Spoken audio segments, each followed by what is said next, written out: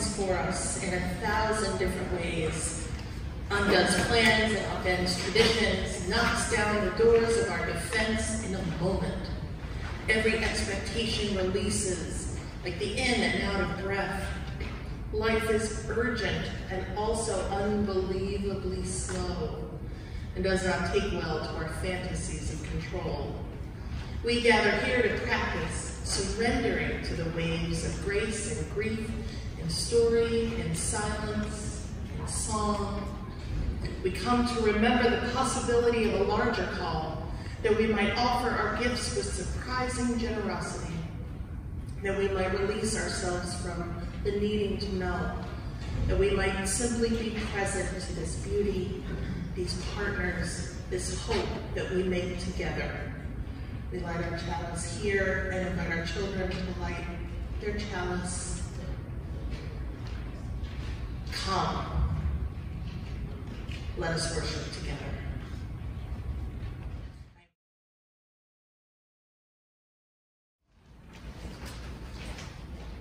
This is My Grandmother Washes Her Feet by Mojo Kyle. My grandmother puts her feet in the sink of the bathroom at Sears to wash them in the ritual washing for prayer, wudu, because she has to pray in the store or miss the mandatory prayer time for Muslims.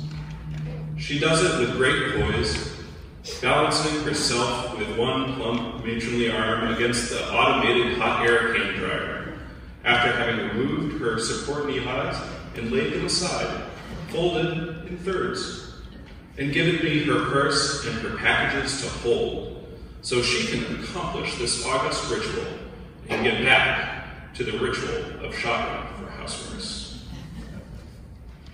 Respectable Sears matrons shake their heads and frown as they notice what my grandmother is doing. An affront to American porcelain, a contamination of American standards by something foreign and unhygienic, requiring civic action and possible use of disinfectant spray. They fluster about and flutter their hands, and I can see a clash of civilizations brewing in the Sears bathroom.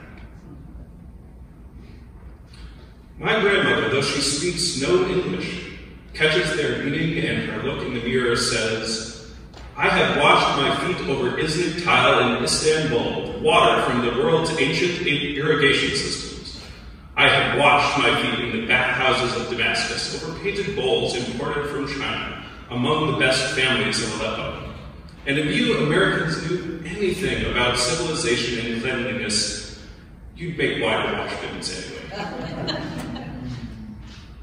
My grandmother knows one culture, the right one, as do these matrons of the Middle West.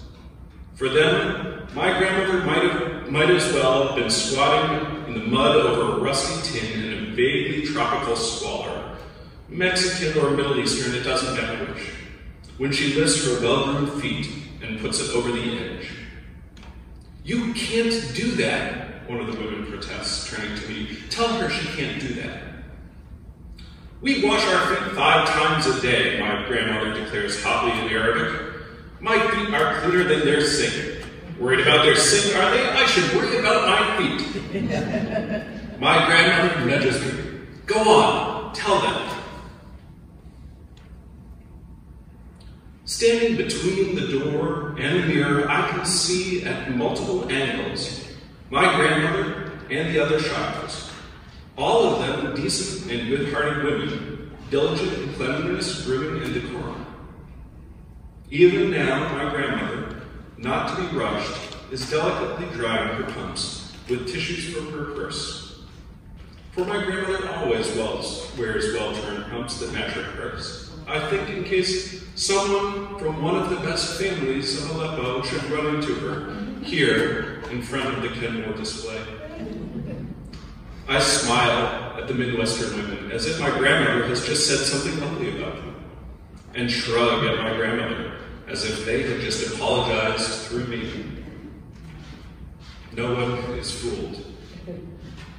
But I hold the door open for everyone. and we all emerge on the sales floor and lose ourselves in the great common ground of housewares on markdown.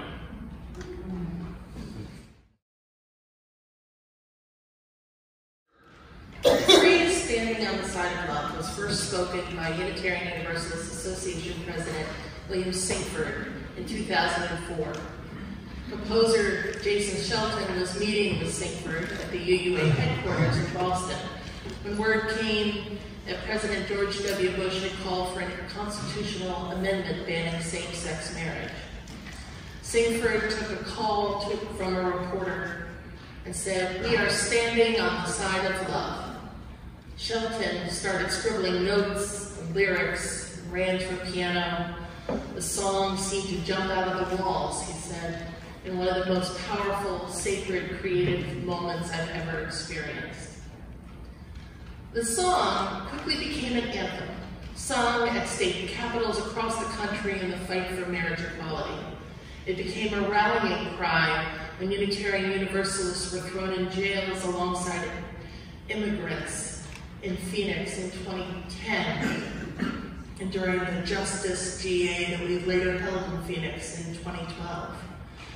And the UUA's public advocacy campaign was named for it, making "Standing on the Side of Love" the slogan our faith is known for, emblazoned on yellow t-shirts that pop out in crowds at all kinds of demonstrations.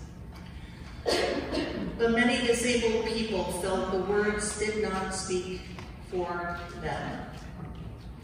At General Assembly in 2016, the Reverend Teresa Soto spelled out for the denomination just how ableist language makes her feel.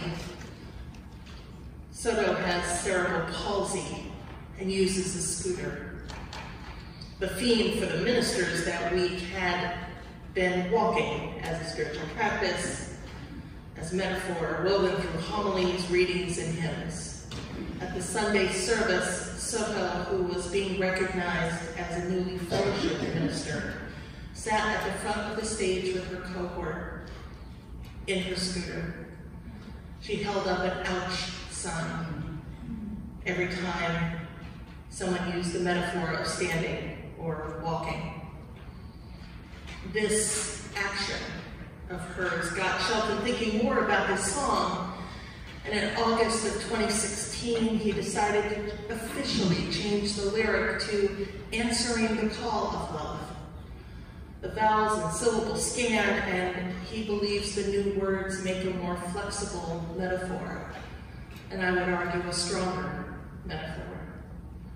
The only person who directly raised concerns to Shelton about the song was Helen Bishop, a master credentialed religious educator from Hendersonville, North Carolina. Bishop, who had polio, now uses a power wheelchair. At a workshop they had led over a decade ago, people wanted to sing Shelton's song, and she asked them not to. She didn't say the word "standing" should never be used, but "you need to know I'm in the room." That's where the pain comes from, not from the words themselves, but from thoughtlessness, reinforced with repeated cases where the lift doesn't work, or you have to enter through the back door and around the kitchen, or present from the floor when everyone else is on stage. The story of that moment, told in UU World magazine, tells us many things. How passionate we are about justice and compassion, and how clumsy we can be with our passion for justice and compassion. It also tells us about a willingness to be uncomfortable, to sit in the discomfort, to be willing to speak truth to power, and to change in order to stay in covenant. It shows the power of listening to one another. Now, this is one story about some people who made sure their perspectives were accounted for. Theirs is not the only perspective on the word "stand." Other folks I know who use mobility aids don't mind it, just as some folks I know with visual impairments don't mind the word "blind." And that's okay. Teresa and Helen were two people who did mine, and Jason was one person who listened, accepted their authority over their own story and experience, and did work to reconcile. And that's how it should be. Jason tells the story of his song and the wrestling he did with his own ego and his own assumptions, finally deciding I could sacrifice one of my darlings. And as I said, not every person with a particular identity will take the same view. I mean, if you talk to a trans person, you have talked to one trans person. But that one trans person has a story, and they are the authority of their story. You are the authority of your story, just as everyone else is about theirs. Now, you heard a little bit from your conversation partners a little bit ago. Some of you talked to folks you've known for years, and maybe you learned a little something. Others have talked to someone you just met. So the opportunities for learning something new are wide open. Zen teacher David Reineck writes this: in a true encounter with another human being, we come face to face with the mystery of life. In some way, every other person, no matter how well we know them, will remain as mysterious to us as a country across the ocean we only read about in books. When we judge other people or other countries by our native standards, we miss the richness and texture of their life and wisdom. We need to learn to be good tourists, to be curious and respectful. We need to appreciate both what is the same and what is different. Too often we get stuck in the trap of believing we already know who someone else is. But whenever we encounter another human being with respect for this essential unknown, we create the possibility for something genuinely new to emerge. In every interaction, whether it is with a stranger or a longtime partner, we can be surprised by what we have not yet seen or even imagined. It matters that we take in each other's stories. The Committee on Ministry Study on Spirituality and Theology is just one way that we're gathering our spiritual stories, and that's just part of it. We have so many stories, where we came from, what we've experienced, our cultural backgrounds, our racial, sexual, gender, class identities. Each one of us is different, and each one of us is needed in what Dr. Martin Luther King called a vision of beloved community. A vision in which all people can share the wealth of the earth, where hunger, and poverty, and homelessness are not tolerated, where discrimination, bigotry, and prejudice are replaced with radical welcome, where peace, love, and trust triumph over fear and hatred. King's vision is not homogeneous, and despite a 20th century notion that church growth relied on us all being the same, we now know how deadly that is. It certainly doesn't help us do the work we're called to do. We need to hear each other's stories if we are to authentically build the beloved community. Dr. Glenn Thomas Rideout, the director of worship at our congregation in Ann Arbor, Michigan, suggests that there is a connection between the composition of music and how we move more expansively to create that beloved community. He asks us to think about the difference between blend and harmony. Blend requiring sameness, and harmony requiring difference. So I'm going to ask Adam to help me out here for a second. So music is a series of notes played in combination, right? It's a chord. So Adam, can you play me like a chord, arpeggio? Right? All the different notes, right? When we move from isolated individualism into community, we become musically rich. We sound like a chord. Each note is articulated.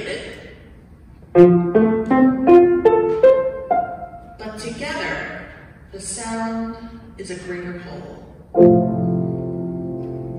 When we seek harmony, we're trying to make things fit together perfectly, to be pleasing and familiar. At times, we seek unity where voices are indistinguishable like water droplets in a pond. But other times, we're called to keep our individual notes distinct while still making music together. So we can use this analogy of musical harmony when thinking about inclusion in our congregations. Think about when we're exposed to a culture that is different from our own. We can either look only for the parts that blend with our own lives and reject the other parts because they don't work. Or we can welcome the harmonies and welcome the disharmonies and the diminished chords. Yes.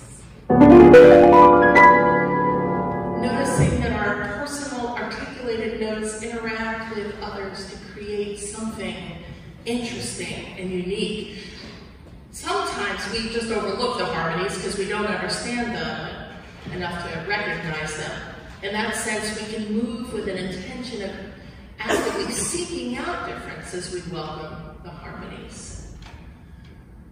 It doesn't come naturally. With few exceptions, humans can only sing one note at a time. Yet we all have these stories, all have these identities. I'm not just a woman. I'm a European American, bisexual, cisgender woman who grew up in upstate New York, has a chronic illness, is a singer, a cat owner, and a West Wing fan. And that's just a part of who I am. We all have these complex identities. We have to welcome each other's complex stories, and then not just believe them, but make space and do the work to be more fully welcoming of all of these complex identities. It starts with shifting the narrative. That's not easy, because there are long-held narratives in our culture that keep underlying these stories.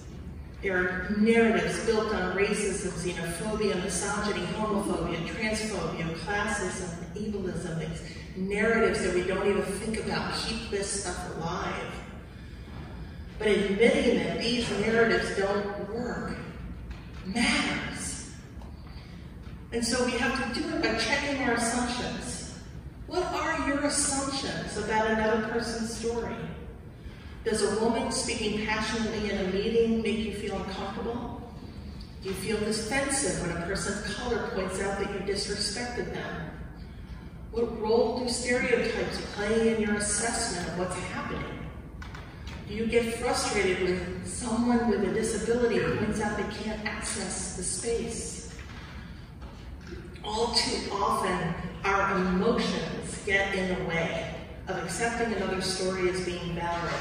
We dig in our heels and feel some combination of frustration, anxiety, fragility, and shame. But we don't have to dwell there. We can move through the discomfort. We have the opportunity to let those emotions remind us to decentralize ourselves. It takes asking, who am I in this story? What is the other side of the story? Am I complicit in forwarding a false or damaging narrative? So many times we hold on to a story because we're invested in our own viewpoint.